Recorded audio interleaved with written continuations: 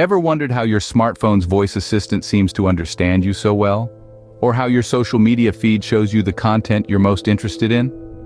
These questions lead us to the fascinating world of artificial intelligence, or AI.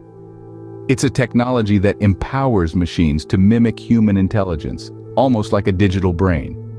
Now, let's delve a bit deeper. Have you heard of machine learning? It's a subset of AI that focuses on teaching computers to learn and make decisions from data. Picture a child learning from experiences. That's essentially how machines learn, but with vast amounts of data. These technologies are not some far-off sci-fi concept. They're embedded in many everyday devices and platforms, easing our lives in ways we often overlook. Your voice assistant, your social media feed, your email spam filter, they're all powered by AI and machine learning. So, in essence, AI and machine learning are like the brain and the learning process of a machine, respectively. Now that we have a basic understanding of what AI and machine learning are, what could this mean for our future? Imagine a world where mundane tasks are automated, where every decision is data-driven and optimal, where every experience is tailored just for you.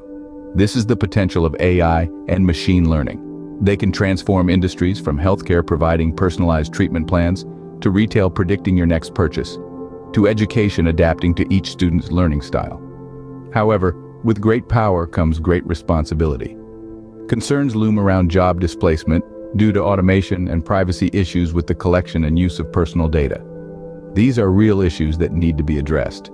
The key lies in responsible use and regulation. It's about striking a balance, maximizing the benefits whilst minimizing the drawbacks.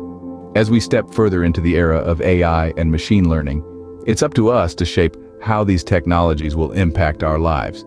It's not just about creating smart machines, but also about using them wisely.